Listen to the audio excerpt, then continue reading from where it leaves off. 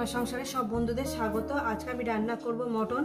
আজকে ভাইফোঁটার দিনেই রান্না করছি, আজকেই ভাইফোঁটা, সেই দিনেই রান্না করছি, যেহেতু আগের দিন রান্না করতে পারিনি। তাই আমি এখানে মটনটাকে আমি গোটা গরম মশলা, হলুদ, লবণ, তেজপাতা দিয়ে আর সামান্য একটু 1 চামচ তেল দিয়ে আমি এটা সিদ্ধ করে নিয়েছি। এই যে এখানে আছে আপনার দই আছে, বড় চামচে 2 চামচ দই আছে, ধনেপাতা আছে, আদা, রসুন, শুকনো লঙ্কা, টমেটো, পেঁয়াজ। বন্ধুরা গোটা গরম মশলা দিয়ে সিদ্ধ করেছি বলে আর গোটা গরম মশলা এখানে দিলাম না। বন্ধুরা এই আমার লেগেছে। রেসিপিটি শুরু করার আগে বলবো লাইক করবেন, শেয়ার করবেন, চ্যানেলটা ভালো লেগেলে সাবস্ক্রাইব করবেন, করে দেবেন। যেভাবে খাই ঠিক আপনাদের সেইভাবে দেখাই। চলুন শুরু করি। প্রথমেই আমি গ্যাসটা জ্বালাবো, তারপর আমি কড়াটা বসাবো। গ্যাস জ্বালানোর আগে আমি মশলাটা করে নেবো, একটু স্পাইসি ঝাল করবো, যেহেতু বলে দিলাম আগে থাকতে। আদা, রসুন আমি এগুলো সব দিয়ে দিচ্ছি এখানে। রেসিপিটা আপনাদের আশা করি ভীষণই ভালো লাগবে। মোটামুটি আমি যেভাবে খাই আর কি সেইভাবেই কিন্তু আপনাদের দেখাই। চলুন এটা বেটে একটা মিহি একটা পেস্ট বানিয়ে। গ্যাস ধরিয়ে দিয়েছি, কড়া বসিয়ে দিয়েছি। আমি মাংসের মধ্যে গোটা গরম মশলা, তেজপাতা সবকিছুই দিয়ে দিয়েছি। আর এক্সট্রা আমি আর কিছু ফোড়ন দেবো না, শুধু দেবো একটু জিরে ফোড়ন। গরম হবে, কড়া আমার গরম হয়ে গেছে, দিয়ে দেবো পরিমাণ মতন তেল। সত্যি বন্ধুরা, কালকে মানে ভাইফোঁটার আগের দিন ওরা রাতের বেলা মটনটা কিনতে গেছি। বাবারে বাবা, মটনের কি লাগবে। পরিমাণ মতন তেলটা আমি দিয়ে দিলাম, তেলটা গরম হবে। তেলটা আমার গরম হয়ে গেছে বন্ধুরা, দেখুন। দিয়ে দেবো অল্প করে জিরে ফোড়ন। জিরেটা আমার ভাজা হয়ে গেছে, তেল গরম হয়ে গেছিল। দিয়ে দেবো পেঁয়াজ,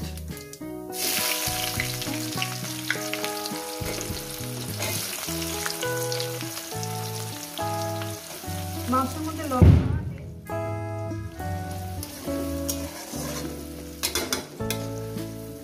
কাজ করতে গেছে, বাজি ফাটা হয়ে গেছে। কি বলবো বন্ধুরা, দিয়ে দেবো লবণ, 1 চামচ লবণ, যেহেতু ওর মধ্যে লবণ দেওয়া আছে 1 চামচ দিলাম, আর যদি লাগে তো দেবো, ঠিক আছে বন্ধুরা। পেঁয়াজটাকে সুন্দর করে লাল লাল করে দেখুন। আজটা হলো বন্ধুরা, আমারই বাড়ির লোক, আমার ভগবান দাস, সে বাড়ি এলো দিনের বেলা। এটা পেঁয়াজটা সুন্দর করে লাল লাল করে ভেজে নেব, বেশি বেরেস্তা করবেন না, কালো কালো করবেন না। তো বন্ধুরা পেঁয়াজটাকে আমি সুন্দর করে ভেজে নিয়েছি। এরপর দিয়ে দেবো মশলাটাকে দিয়ে দিলাম। মশলা বাটি দেওয়া জলটা আমি দিয়ে দেবো, মশলা বাটি দেওয়া জল দিয়ে দিলাম। তো বন্ধুরা এত কতবারে বলার মতো না বন্ধুরা। মশলাটাকে দিয়ে দিলাম, দিয়ে দিবে। এবার জিরে ধনে গুঁড়োটা দেবো, জিরে ধনে গুঁড়ো দিয়ে দিলাম। এবার হলুদের গুঁড়োটা দেবো। রেসিপি কেমন লাগছে বলবেন কিন্তু, আর এইভাবে একবার বানিয়ে খেয়ে দেখবেন। এবার এটাকে আমি বেশ সুন্দর করে কষিয়ে নেব, যতক্ষণ না মশলা থেকে তেলটা আলাদা হয়ে যাচ্ছে। দিয়ে দেবো টমেটোটা, ঠিক আছে।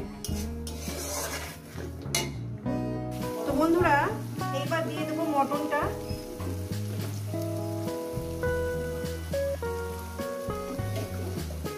আস্তে আস্তে আমি দিয়ে দেবো। মাংসগুলো সব দিয়ে দিয়েছি, এবার আস্তে করে এটা কষানো হবে।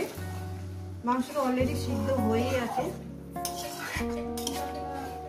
রেসিপিটা কেমন লাগছে বলবেন কিন্তু, ঠিক আছে। আর এইভাবে খেয়ে দেখবেন। মিনিমাম আমি এটা 20 থেকে 25 মিনিট এটাকে রান্না করবো, এইভাবেই কষবো। আর জলের প্রয়োজন হলে মটন স্টকটা আছে ওটা জল ওইটুকুনি দেবো, আর দেবো না, বেশি ঝোল করবো না। তো বন্ধুরা দিয়ে দেবো চিনি, অল্প করে চিনি দিলাম। কষানোর মধ্যে দিয়ে দেবো ধনে পাতাটা।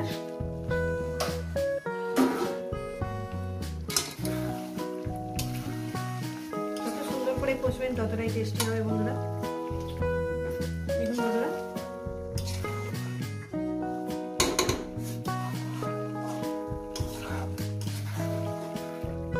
দারুণ সেন্ট বেরিয়েছে। গরম মশলাটাও দিয়ে দেবো। এই এই শোয়েতে। আমি এখানে একটা পাতা দিয়ে দিলাম।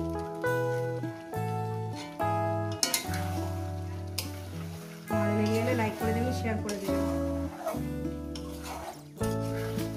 এটা ভাইফোঁটার দিনকেই করছি, আগে সুযোগ পাইনি, আগে সেরকম সময়ই পাইনি যে আপনাদের আগে করে দেখি এইভাবে করে। কষানোটা আমার কমপ্লিট হয়ে গেছে, এবার দিয়ে দেবো মটরশুঁটিটা দিয়ে দিলাম। এবার এটাকে হাইতে দিয়ে আমি এটা ফুটিয়ে নেব। গ্যাসটাকে হাইতে করে দিয়েছি, হাইতে করে দিয়ে আমি মিনিমাম 7-8 মিনিট ধরে এটাকে রান্না করব। তারপর এটাকে রান্না করবো, করার মধ্যে থাকবে, কোনো অসুবিধা নেই আমার। চলুন ফিরছি 6-7 থেকে 7 মিনিট পর। বন্ধুরা, হয়ে গেছে আমার মটন রান্নাটা। এই রেসিপি যদি আপনাদের ভালো লেগে থাকে অবশ্যই কিন্তু কমেন্ট করে জানাবেন, রেসিপিটাকে লাইক করবেন, শেয়ার করবেন, চ্যানেলটা ভালো লেগে একটা সাবস্ক্রাইব করে দেবেন। আবার নিত্য নতুন রান্নার সঙ্গে দেখা হচ্ছে বন্ধুদের সঙ্গে। সবাইকে বলে সুস্থ থাকবেন, ভালো থাকবেন, আর আমার নিত্য নতুন ভিডিও দেখবেন। আমি এইরকমই রসা থাকবে, যেহেতু ভাত দিয়ে খাওয়া হবে, এমনিতে একটু ঝোল টেনে নেবে।